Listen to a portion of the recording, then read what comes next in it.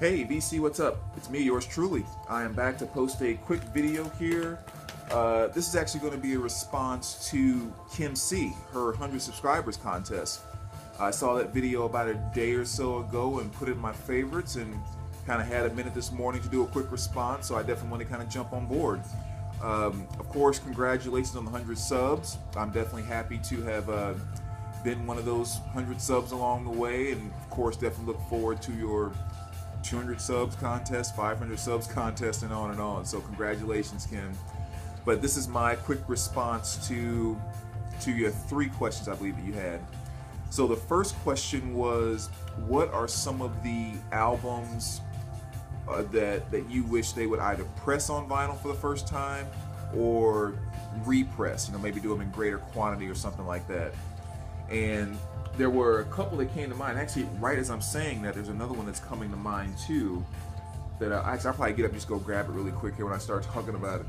But I'll just kind of jump right into it. I mean, obviously there's tons that I could put in that category, but I will start off by saying, I have Iron Maiden, Fear of the Dark.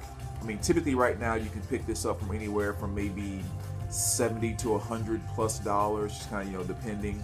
But I kind of use this to represent all Iron Maiden from around Fear of the Dark or No Prayer for the Dying, Fear of the Dark on. A lot of those records in there are kind of hard to find. It's easy to find Killers and Number of the Beast and all of that, and you can get a decent copy of that for $10, $15 or whatever.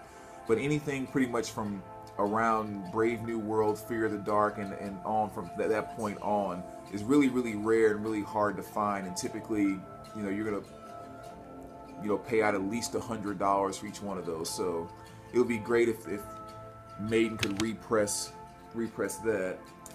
Another one, and this is one that probably nobody else cares about, but Rick Braun, who happens to be my absolute favorite smooth jazz artist. So much soul within that guy. I wish any of his stuff would be pressed on vinyl. I mean, especially this album, Full Stride. But if a complete complete Rick Braun catalog was released on vinyl, I mean, I would have to have every single piece, and that would be so awesome. So that's one that I would choose as well. Same thing here with Godsmack. Certainly the album Awake. This would be Awake, and 4 would probably be the main 2 I would like to see pressed on vinyl. But really, their entire catalog would be great.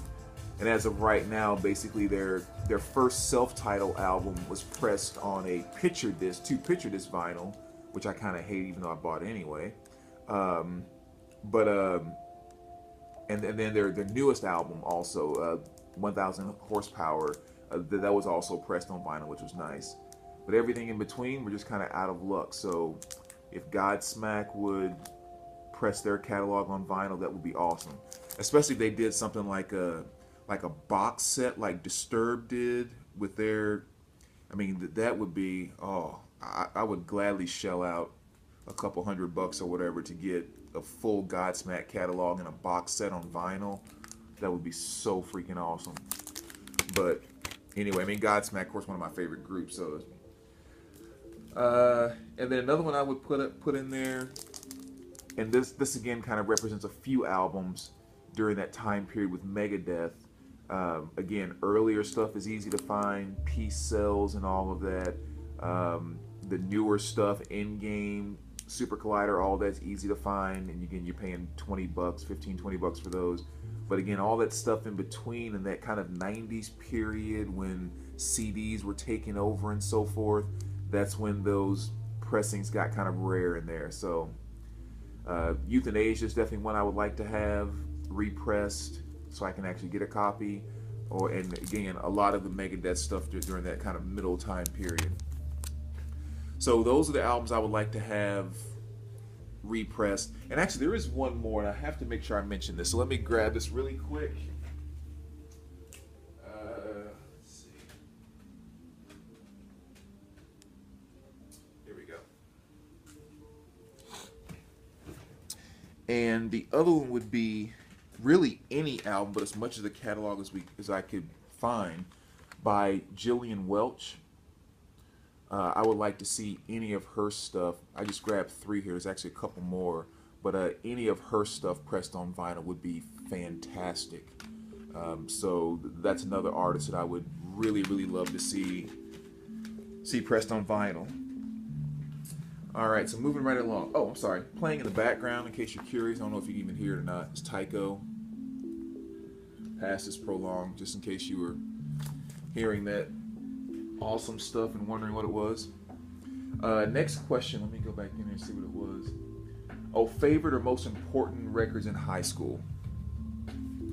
You know, high school, again, I think it's a lot different for some of us that maybe are a bit older than, like I know Kim said, for example, that she just graduated high school a little while ago, like last couple years or something like that. And, you know, for some of us to go back to high school back into the early 90s or whatever, you always have to keep in mind, we didn't have the internet and all of that, you know, smartphones and all that type of stuff. When we shared music with our friends, we dubbed each other's cassettes or borrowed each other's cassettes. For the most part, the outside world influencing us was the radio and MTV. So it's just kind of interesting to think about that, because I was really open to a lot of different music, but I wasn't able to experience it as rapidly because it took that type of turnaround time, whether it's discovering it on MTV or through a friend or whatever. So anyway, 3 of the albums that I just always recall made a huge impact for me, even though I was listening to tons of different things. But EPMD's Strictly Business was kind of the hip-hop album that just completely, you know, changed my world of what hip-hop was supposed to be. Now, I was listening to, you know, Run DMC and Fat Boys and all that, which I love. I mean, I still worship that as kind of the true element of what hip-hop is supposed to be. But when EPMD came out with Strictly Business and just did that total Roger and Zapp funk sampling type thing, I mean, this album just would not leave my cassette deck. I played it all the time and just could not get enough of it. So EPMD is definitely one. I can also throw Public Enemy, It Takes a Nation of Millions to Hold Us Back. That was a very influential album for me that I listened to a ton. But I probably mentioned this in a couple videos in the past as well, but Van Halen's 5150, that was another album that when I first heard it, it was just like every song on here is perfection and I could not stop listening to it. So I would say literally between this album and EPMD Strictly Business, they stayed within my cassette deck more than any other tapes I ever owned. And the third one that I pulled out as far as influential albums in high school, Led Zeppelin 4.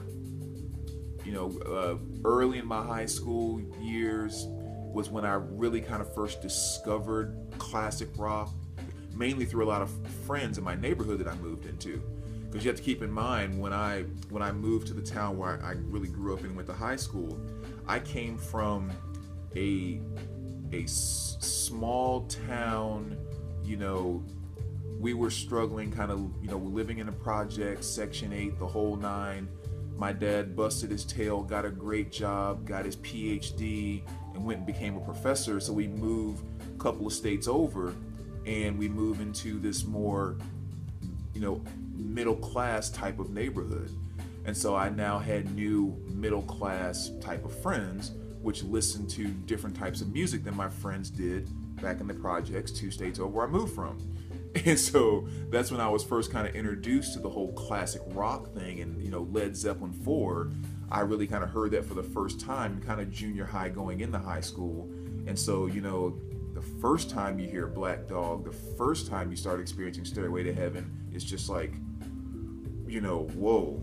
Now, to listen to this album from front to back is damn near impossible. But back in high school, very, very influential album. All right, then the last question was coolest colored vinyl. And as you guys know, I'm not a big fan of picture disc and colored vinyl. It's one of those things where I kind of deal with it. Most cases when I buy albums, it's usually new albums I bought that I didn't realize were colored or picture disc. But anyway, I pulled out some of the first ones that kind of came to mind. And one it is kind of cool, I would say, is Bad Brains. One of their newest releases, which is freaking awesome. Gotta love that band. It's into the Future. As you can see, kind of a clear vinyl with some green, yellow, and red splatters there.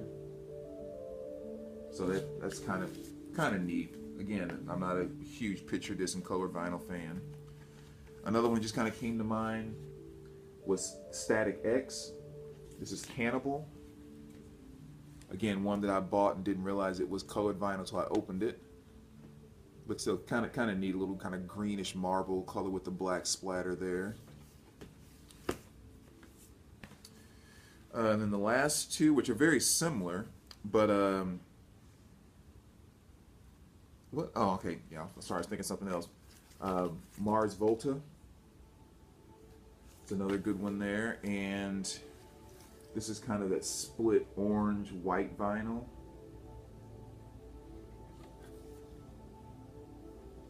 And it's a 2 LP set. I think both of them are the exact same. They're both the split orange and white. And then another Mars Volta. And here you have another 2 LP set. And that you got the black and red vinyl there. And the same thing on both LPs there too. Alright. So there you go, Kim. My quick answers to your thread question. Again, congratulations. And let me know what you think. And as always, take care of yourself. Alright, we'll talk to you soon, VC.